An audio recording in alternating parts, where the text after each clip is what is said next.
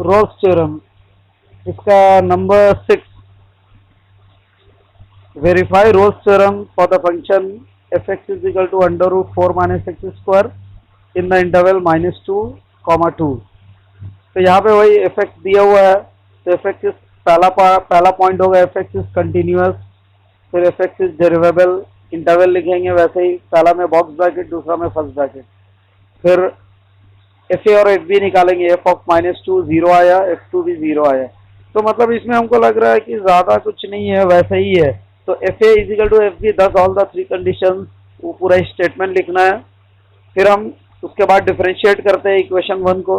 तो डिफ्रेंशिएट कर किए तो एफ डैश एक्स आया -x upon under root 4 minus x square, ये एफ डैश एक्स आया। Now we have to show find f dash C is equal to 0। So -c under root 4 minus c square is equal to 0। तो 0 से under root 4 minus c square multiply होगा तो वो पूरा 0 हो जाएगा। तो फिर c इज इक्वल टू 0 आ जा रहा है।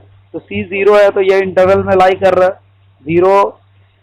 सो there exist 0 in the interval -2, 2 such that f dash 0 f dash c is f dash 0 is equal to 0, hence Rolle's theorem is verified। तो ठीक है, सिंपल था ये वाला। इसके बाद तुम्हारा नंबर 7, ये छोटा बड़ा क्यों हो रहा बार बार, अपने हो रहा है क्या?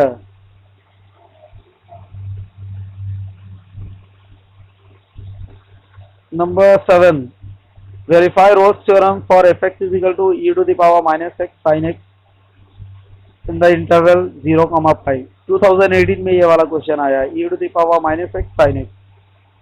तो एफ एक्स दिया हुआ है, उसको इक्वेशन 1 नाम दिए, एफ एक्स कंटिन्यूअस होगा, डेरिवेबल होगा, फिर एफ 0 निकाले तो ज्यादातर एफ ए और एफ बी 0 ही आ रहा है। अभी तक तो जितना भी सम्स किया सब में 0 आया। तो f a is equal to f b, फिर स्टेटमेंट लिखेंगे, फिर एफ डैश एक्स निकालेंगे। तो एफ डैश एक्स जब कर रहे हैं तो इसमें ए इंटू बी लगेगा। ई टू द पावर -x को ए ले लिए, साइन एक्स को बी ले लिए, तो इसको डिफरेंशिएट किया तो इसका आंसर आया u to the power -x cos x minus sine x, ये हुआ तुम्हारा एफ डैश एक्स। फिर उसके बाद स्क्रीन को चेंज करो, तो अब करो, हाँ ऊपर करो, ऊपर करो,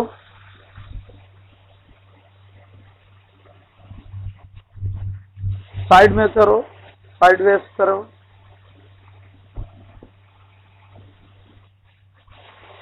हाँ आया ठीक। या तो ऊपर करने से हो रहा है या होता है, या साइड करने से। तो अब नंबर 7 वही कंटिन्यू लिखा हुआ। तो एफ डैश एक्स तो निकाल लिए थे, तो फिर उसके बाद F dash C is equal to 0 करेंगे। तो e to the power -c cos c minus sine C is equal to 0। तो e to the power -c 0 नीचे जाएगा, तो cos c minus sine C is equal to 0 by e to the power -c होता। तो 0 upon anything 0 होता, वो step हम एक स्टेप छोड़ दिए। ई टू द पावर -c 0 के नीचे गया तो वो 0 हो गया। तो cos c minus sine C is equal to 0। So sine C वही sine by cos tan, tan C is equal to 1। तो सी इज इक्वल टू π/4। यहाँ पे हम पूरा सीरीज नहीं लिखे, जो टैन का हम देखना इससे पहले लिखे थे एक टर्म्स में। तो टैन सी π/4 है, तो यहाँ पे देखो there exist π/4 in the interval 0, π। π/4 मतलब 45 डिग्री हुआ। तो 45 डिग्री 0 और 180 के बीच में आ जाता है, रेंज में आ जाता है। तो यही आंसर हो गया तुम्हारा, F dash π/4 is equal to 0, hence Rolle's theorem is verified. Sum number 8 है, verify Rolle's theorem for F x is equal to e to the power 2x sin 2x minus cos 2x। और interval दिया हुआ है π/8, 5π/8। 2006 में आया ये question. तो देखो ज्यादातर क्वेश्चन जो तुम्हारा एयर्स में आया है, मोस्ट ऑफ द केस में साइन कॉस वाला आया है ज्यादातर। तो ये सब अच्छा से कर लोगे तो एक इसी टाइप का आ जाएगा, नहीं तो यही सब में से कोई रिपीट हो जाएगा, समझ गए। तो यहाँ पे जो फंक्शन दिया हुआ उसको एफ एक्स ले लिए, फिर वही F x is continuous, F X derivable दोनों निकाले, 0 आया। तो फिर डिफ्रेंशिएट किए तो इसका आंसर आ रहा है एफ डैश एक्स जो आ रहा है 4 e to the power 2x sine 2x आ रहा है। F dash X is equal to 4 e to the power 2x sine 2x। Now F dash C 0, तो 4 e to the power 2c sine 2c। तो 4 e to the power 2c को 0 का नीचे ले गए, तो 0 बाई एनीथिंग 0 हो जाता है, तो sine 2c is equal to 0। Therefore 2c is equal to 0 pi 2 pi 3 pi. देखो इससे पहले एक सम्स था साइन का, जो sine c is equal to 0 था, तो वहाँ पे c is equal to 0 pi 2 pi 3 pi ऐसे ये ये सीरीज फॉलो करता है। तो यहाँ पे 2c था, तो यहाँ पे 2c is equal to 0 pi 2 pi 3 पाई करके डॉट डॉट डॉट चलेंगे। तो अगर 2c इतना हो रहा है तो c कितना होगा, सबको हम 2 से फिर डिवाइड करेंगे, सबको 2 से डिवाइड करेंगे तो c इज इक्वल टू क्या होगा, 0 बाई 2 पाई बाई 2 फिर 2 पाई बाई 2 एंड 3 पाई बाई 2। तो वो सब हम शो नहीं किए। तो यहाँ पे रेंज में जो लाई कर रहा था खाली पाई बाई 2, मतलब सेकंड वाला ऑप्शन 0 बाई 2 फिर पाई बाई 2। तो वो जो पाई बाई 2 आ रहा है वही फिर एग्जिस्ट कर रहा है पाई बाई 8 और 5 पाई बाई 8 के बीच में। और 2 पाई बाई 2 करेंगे तो वो पाई आएगा 180 डिग्री। तो 180 डिग्री वो रेंज में नहीं आ रहा था, और उसके बाद जितना भी है कोई भी रेंज में नहीं आ रहा है, इसलिए सबको छोड़ दिए, यहाँ पे सिर्फ पाई बाई 2 सेलेक्ट किए। तो ये सीरीज याद रखना, 0 पाई 2 पाई 3 पाई। जब भी sine c is equal to 0 होगा, हाँ टर्न, हाँ टर्न का तरह, टर्न में अलग है लेकिन इसका अलग सीरीज है। हाँ तो इसका सीरीज याद रखना। और यहाँ पे 2c था तो इसलिए 2c इक्वल्स टू लिखे, अगर खाली c रहता तो c इक्वल्स टू होता। समझ में आ रहा है। तो यहाँ पे पहले से 2c था तो 2c इक्वल्स टू 0 पाई 2 पाई, तो हमको c निकालना है।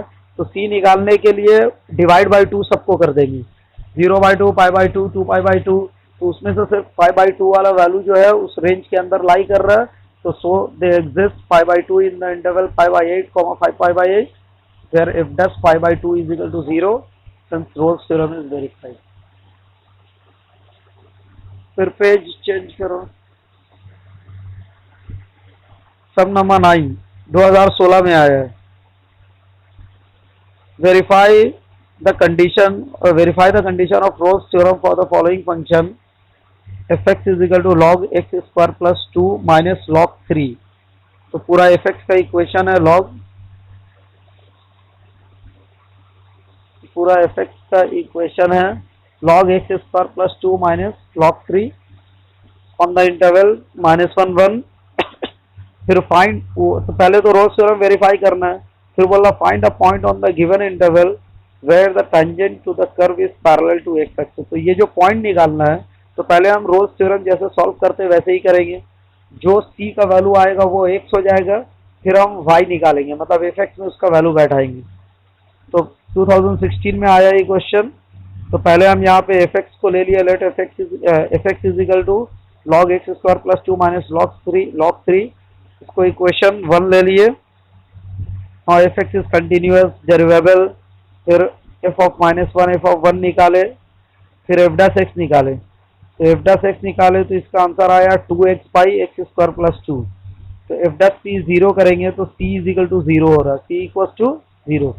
सो there exist 0 in the interval -1 1 such that f dash 0 is equal to 0। Hence Rolle's theorem is verified। तो ये एक पार्ट कंप्लीट हो गया।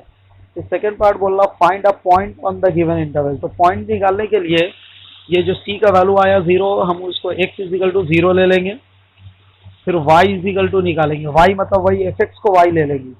तो y is equal to log of x square plus 2 minus log 3, x का जगह 0 बैठा दिए, तो यहाँ पे log 2 माइनस log 3। तो log a minus log b का फॉर्मूला क्या, log a बाई b, तो मतलब log 2 by 3। Thus there exists a point 0, log 2 by 3 on the given curve where the tangent is parallel to x axis।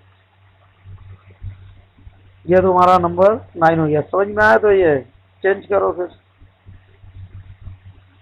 सब number 10 2009 में आया है। If Rolle's theorem hold for the function। हाँ यहाँ पे ये क्वेश्चन अलग है। इसमें पहले बोल दिया कि रोल्स थ्योरम होल्ड कर रहा है, मतलब रोल्स थ्योरम पहले से सेटिस्फाइड है, हमको रोल्स थ्योरम को प्रूव नहीं करना है।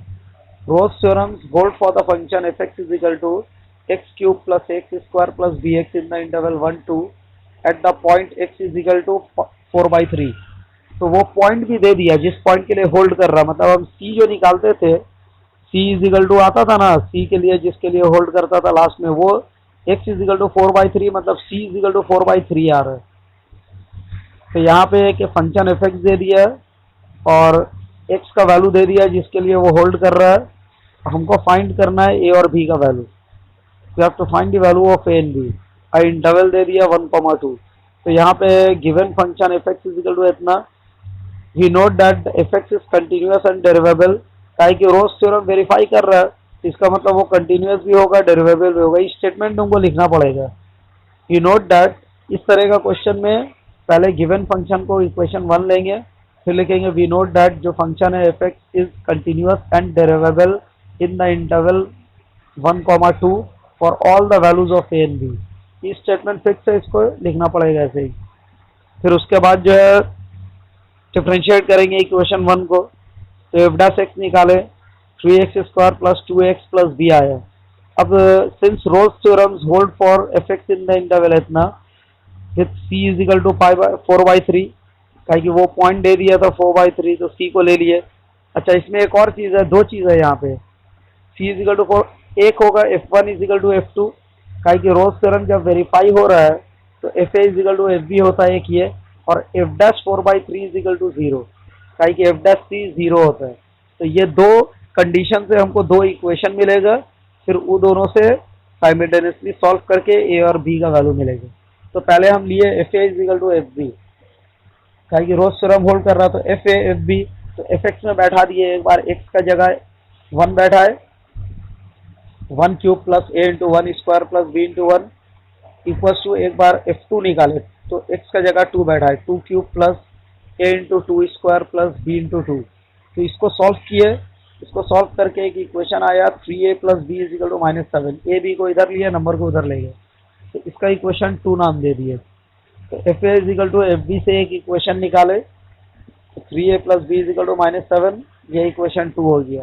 नाउ एफ डैश 4/3 को 0 लेंगे, तो एफ डैश 4/3 को 0 से एफ डैश एक्स में एक्स का जगह 4/3 बैठा है, तो 3 इंटू 4/3 का whole square plus 2a into x का जगह 4/3 plus b equals to 0।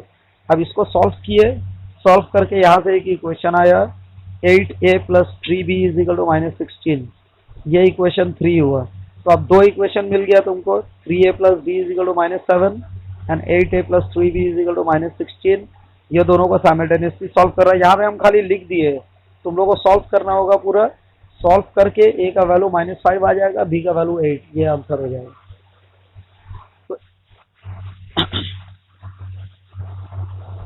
F dash 4/3 का क्या मतलब, वो कॉन्सेप्ट या फिर उसका सॉल्यूशन?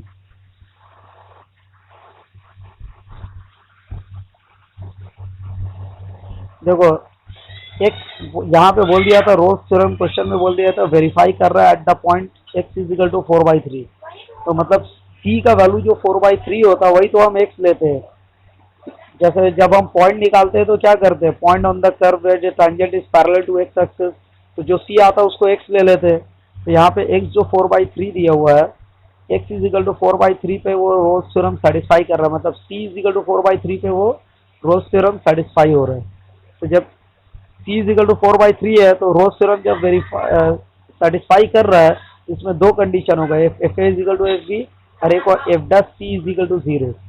तो यहाँ पे c का जगह 4/3 लेना होगा, जो पॉइंट दिया हुआ रहेगा वो पॉइंट को हम c लेंगे। तो f dash c is equal to 0 का मतलब हो रहा है F dash 4/3 is equal to 0। तो यहाँ पे एफ डैश एक्स निकाल के उसमें सब्स्टिट्यूट किए, एफ डैश एक्स आया था, उसके बाद डालेंगे, हाँ डिफरेंशिएट में, कहा कि एफ डैश सी 0 होता है, तो एफ एक्स से एफ डैश एक्स निकालेंगे और उसमें सी का जगह में एक्स का वैल्यू सब्स्टिट्यूट करेंगे, वही। हाँ हाँ, एफ एक्स में बैठेंगे, 1 और 2 एफ एक्स में बैठेगा, और जो पॉइंट दिया हुआ है एक्स का वैल्यू वो एफ डैश एक्स में बैठेगा। वो समझ लो सी का काम कर रहा है, वो एक्स इज इक्वल टू 4/3 वो सी है। अब फिर दो इक्वेशन मिलेगा। अब दो इक्वेशन में यहाँ पे साइमल्टेनियस हो रहा है, लेकिन हर टर्म्स में जरूरी नहीं कि साइमल्टेनियस हो, कभी कभी ऐसा हो सकता है कि एक इक्वेशन से ए का वैल्यू निकल गया डायरेक्ट, तो हम उसको दूसरा में सब्स्टिट्यूट करके बी निकाल लेंगे। समझ में आ रहा है? तो ये ए और बी जो निकालना है, दो इक्वेशन मिलेगा, दोनों में से सॉल्व करके निकालना है। यहाँ पे दोनों साइमल्टेनियस इक्वेशन फॉर्म किया था, इसलिए साइमल्टेनियसली सॉल्व कर लेंगे और उसके बाद ए और बी का वैल्यू निकल जाएगा। A is equal to -5 and B is equal to 8 हो रहा है। ठीक है।